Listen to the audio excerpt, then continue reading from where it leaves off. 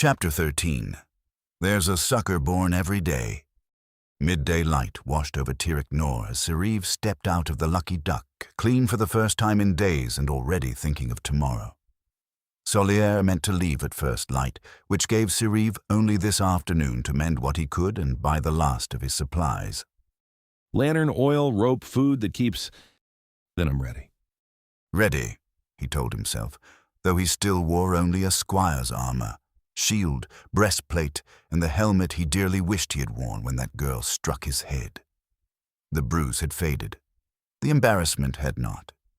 Even so, he had more than many young men his age. His family's name had once carried money with it. Lately, the money had thinned and every purchase mattered. The breastplate and shield both needed work, and if the stories about the ruins were true, he would need all the luck and preparation he could get. Before Serieve left, Tanner had given him directions. Head north along the street in front of the inn until you reach the bazaar. Turn left, go west a few blocks, and Matilda's will be on your left. Lanterns, oil, rope, dried food. She'll have it. Easy enough. He followed the road north, armor clinking softly. When it opened into the bazaar, he stopped at once, hit by noise, color, and smell. Stalls crowded the square under bright awnings of blue, red, and yellow. Vendors shouted over one another. Fish, hot bread, and spice filled the air in a combination that was not quite pleasant and not quite foul. Matilda's. Where are you? He walked the length of the bazaar once, then twice, then many times more, scanning every sign. Candles, knives, spices, books, cloth, cheap charms, boats of canvas, everything but the one shop he needed. With each pass, his confidence wore thinner. The market's bustle, which at first seemed lively, began to feel like mockery. He was not even below ground yet, and already he was wandering in circles. I'm never going to find this place. He stopped at the edge of the market, heat rising in his face. He could go back to Tanner and ask again. The thought stung. He was meant to brave ancient ruins tomorrow. Surely he could manage one street today. So he gave himself one more try. Pride kept him in place as firmly as any hand on his shoulder. This time he turned away from the stalls and studied the broad street beyond. The buildings here were far better than those on the south side of town. Solid fronts, clean windows, proper signs, and upper stories built to last. He spotted a bookshop with a weathered board and a tailor not far from it. He made a quiet promise that once he struck it rich, he would come back for clothes finer than the worn things he had now. Once, such things had been ordinary. Now they lived in the future, waiting on success. Then his gaze settled on the grandest building on the street.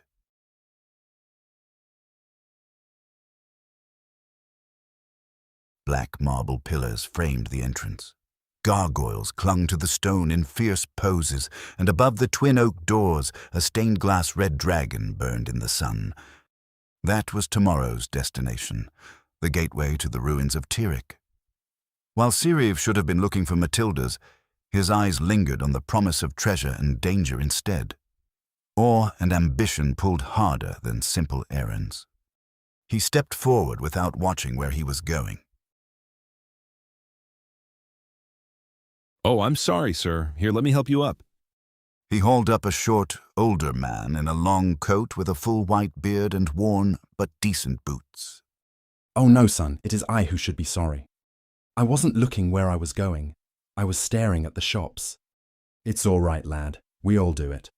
Still, I apologize. It's fine. Are you looking for someplace specific? Serieve hesitated. Relief flickered through the embarrassment. Perhaps the city had finally offered him help. Maybe I can assist. What are you looking for? Wait, let me guess.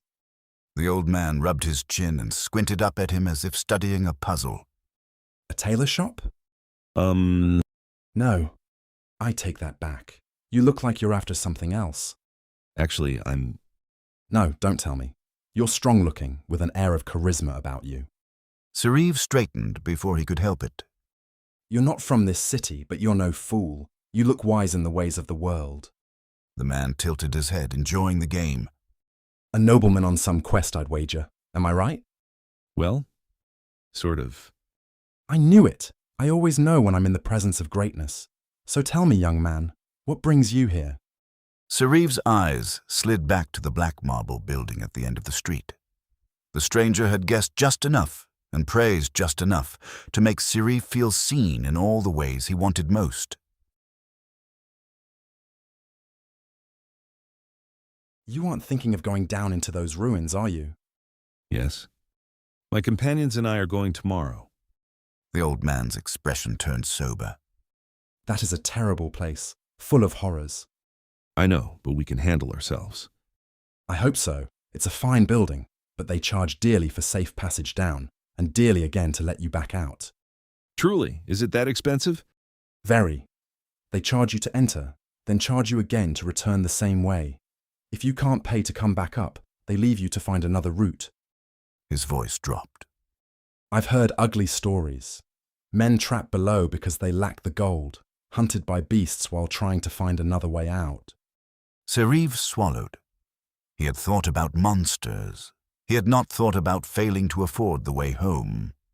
The warning landed because it struck the exact place where his courage and his purse met. You said you were looking for something? Yes.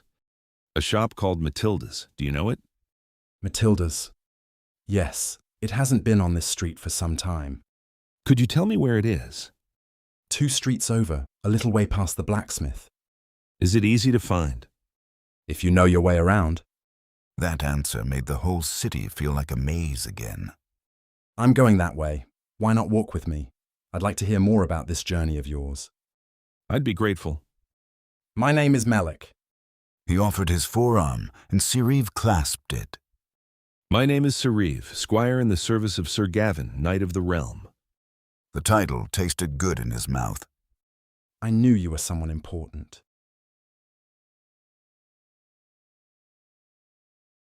They cut through the market and took a road Serieve had not tried.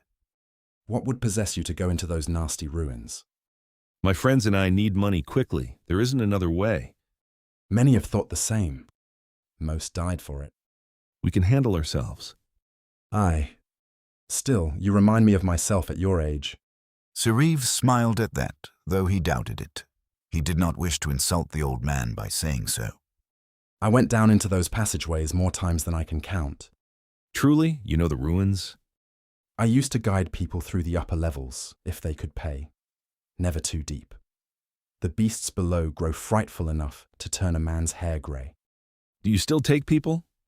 No, I left that behind years ago. But I did make maps of the uppermost areas and sell them to folk bold enough to go without a guide. Serieve leaned closer at once. A map promised more than safety. It promised that he might be the one who knew the way. I marked creature haunts in some of the traps. Traps? Oh yes, I remember one in the northeast corner of the uppermost level. Tell me. There's an altar there, ornate and lovely. In the middle stands a pedestal with strange writing, gold inlaid across the top, and a great diamond at the center. I'm surprised no one has taken it. Many tried. The trick is that it isn't really there. It isn't? An illusion. Magic. Step toward it, and the floor gives way because the whole circular platform is false. Down you go into a pit of acid. By the gods. And that is hardly the worst trap in those halls. For a few steps, Serieve walked in silence, imagining false treasure, false stone, and one fatal greedy step. The story did what Melik likely meant it to do. It made unseen danger feel immediate, and wisdom feel purchasable. Do you still make these maps? No, son. I grew old and fewer people wanted them. That's a pity. However, Melik stopped, opened his coat, and drew out a large folded parchment, weathered and frayed at the edges. I still have the original. Serieve's eyes widened. He could not even see the markings, yet he wanted it instantly. The parchment looked worn by years of real use, and in his mind it already contained paths, warnings, and safety. That's your original map? It is. May I see it? It would do you little good. You don't know the ruins, and there's too much on it to grasp at a glance. Melik held it with almost reverent care. This is the fruit of 30 years down there, my life's work in ink. Serieve could hardly look away. He imagined Solier and Other in the ruins, and himself consulting this very map and guiding them past every lurking danger. In that instant, the parchment became more than a tool. It became proof that he could matter. If I had a few days, I might copy it. Since I do not, I suppose all I can offer is my blessing and a warning. He started to tuck the parchment away. Wait. Serieve caught his arm. Sir, I know you do not wish to part with it, but I need that map. I'm sorry, my boy. I truly can't let it go. It is the last copy I have. Serieve's hand went to his coin pouch. I'll pay you for it. I don't have much, but tell me what you want. Well, I don't know. Please, this could mean life or death for me and my friends. Melik rubbed his chin. Copies used to sell for 150 gold imperials, and I sold hundreds. This is the original and the last. Truly, it should fetch 10 times that. The number hit Serieve hard. He had a little over 400 imperials in mixed coin. He needed armor repairs, supplies, and enough to pay his own way into the ruins. Still, I might take 300. 300? Would you accept 100? That is all I can spare. Melik drew the map out again and rested it against his chin as he considered. I like you, lad. I might go as low as 250. Serieve recalculated at once. Less food. No armor repairs. Fewer comforts. More risk. Yet the more he imagined the dangers below, the more 200 began to sound less like waste and more like necessity. I can go as high as 200. Like I said, I like you. I would hate for harm to come to you and your friends. He sighed as though yielding something precious. I'll accept 200. You have yourself a deal. Fantastic. Relief and unease struck together. Serieve opened his pouch and counted out the gold, feeling each coin as it left his hand. When the last was gone, Melik pocketed the money and gave him the folded parchment. I hate to do this, but I'm late for my next appointment. He pointed down the road. Matilda's is right there. Do you see the wooden sign on the second building? Serieve looked and saw it at once, plain as daylight. Oh, yes. There it is. Be careful down there.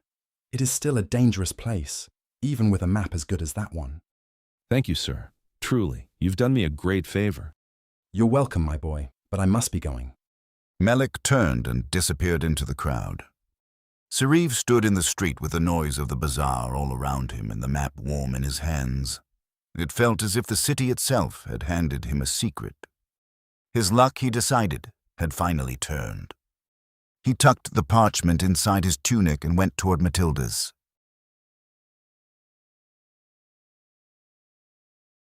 Inside, he bought a sturdy but plain lantern, a smaller measure of oil than he wanted, modest rope, and simple dried food. Each cheaper choice reminded him what the map had cost, and each time he told himself it was worth it. He could skip repairing the dents. He could eat less. Better that, he reasoned, than step blind into a trap no amount of armor could save him from. When he stepped outside again, his pack was heavier, his purse was thin, and the dents in his armor would remain. Yet he walked lighter. He imagined tomorrow, Solier striding ahead, Other beside him, and the three of them halted at some dark crossing in the ruins. Solier would choose one way, and then Serieve would unfold the map and prove he knew better. He decided to keep the map secret until that moment. Then Solier would see that Serieve was not merely following along. He would be the one with foresight, the one with answers. He turned back toward the Lucky Duck, the city feeling less like a maze now that he carried what he believed was the answer to the greater maze below.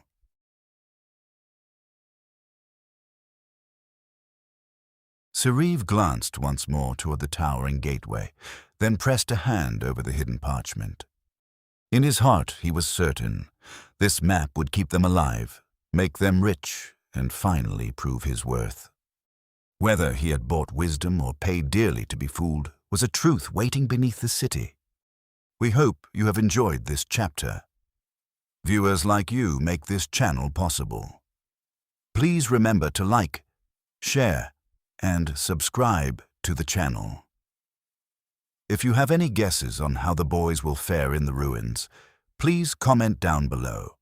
We would love to hear what you think is coming next. Then come back soon for the next exciting chapter, The Big Night.